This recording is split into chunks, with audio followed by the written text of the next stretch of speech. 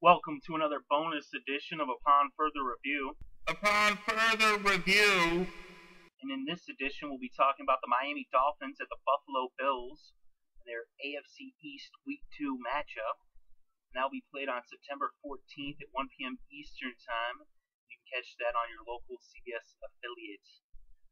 So the Dolphins won in Miami against the Patriots to open up the season, and Buffalo went to Chicago and won on the road in overtime by a field goal. They beat the Bears. Both impressive wins, and both of which were really due to strong play up front in the trenches on their defensive line. Because the Dolphins have an incredible pass rush. They've got a great front four, and so does Buffalo. With the Dolphins, they've got Cameron Wake and Oliver Vernon up front, two of the best pass rushers in the game. They put a lot of pressure on Tom Brady. Brady had 56 passes, and he was under pressure all game long. For Buffalo, they've got Kyle Williams and Marcel Darius up front, along with Super Mario as well on the corner. So they're really deep in the trenches, and they've got an incredible pass rush, and they're really good at stopping the run as well. So really this game is going to be fought in the trenches, as are all games, but especially here, this is going to be a battle up front, and both of their offensive lines are going to have their work cut out for them going against the defensive lines of Buffalo and Miami, respectively. They play kind of a similar style, too, as you see that you look inside the numbers, neither Tannehill or E.J. Manuel threw for a lot of yards. Actually, Tannehill 178, E.J. Manuel 173, almost identical. But it was on the ground that they really had a lot of success. Miami, with no Sean Moreno, he had 134 yards off 24 carries, and Lamar Miller with 59 yards off of 11 carries. And the Bills, with that three-headed monster that they've got with Fred Jackson, Anthony Dixon, and C.J. Spiller, all rushing for over 50 yards. Jackson with 61 off 7 carries, Dixon with 60 off 5 carries, and C.J. Spiller getting the majority of the carries, picking up 53 yards off of 15 carries. So it'll be interesting to see how they dish out, the carries from the Buffalo side. Are they gonna give more carries to Jackson and Dixon, who had higher averages, or are they gonna stick to their workhorse in C.J. Spiller and occasionally giving Fred Jackson and Dixon the ball out of the backfield?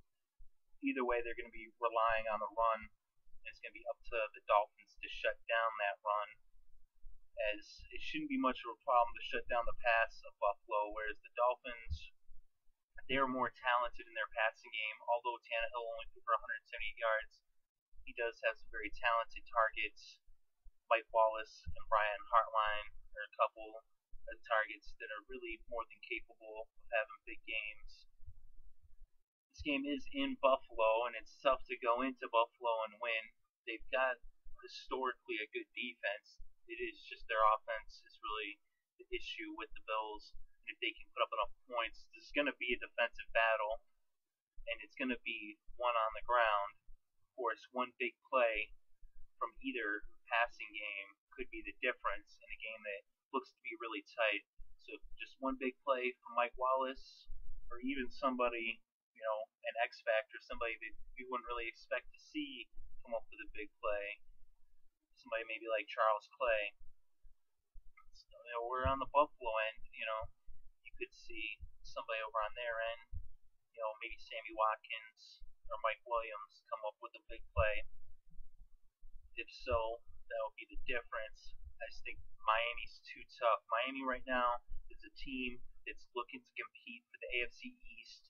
They showed that in Week 1 by being the early season favorites in the Patriots. The Patriots have dominated the East for the last decade, and if you want to be the champion in the East, you got to be the champs. And they did that in Week 1. They beat the Patriots. That was in Miami, and they always play the Patriots tough in Miami.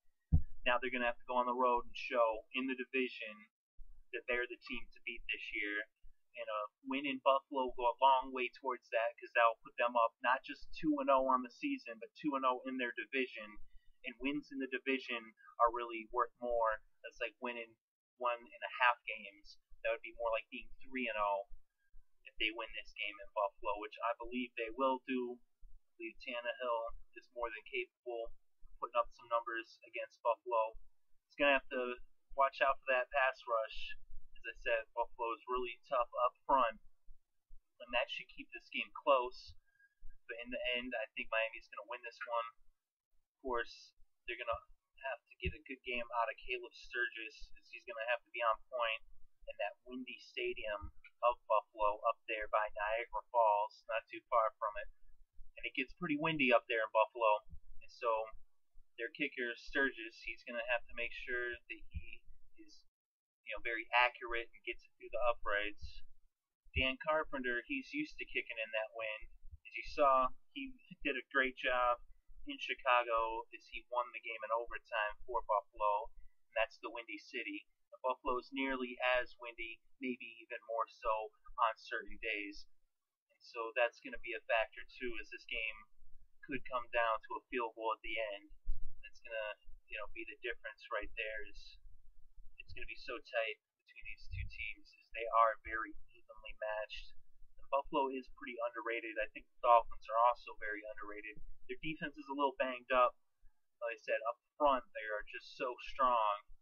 We saw that with Cameron Wake, really made his presence felt against the Patriots in Week 1. And I think he's going to have a huge season this year. I would not be surprised if he leads the league in sacks, or is definitely in the top 5 come the end of the year. I think he's going to have a Pro Bowl season, and I think Miami's going to win this game. Let me know what you think in the comments below, and thank you very much for listening. We do appreciate it. I hope you enjoyed the show, and have a great day.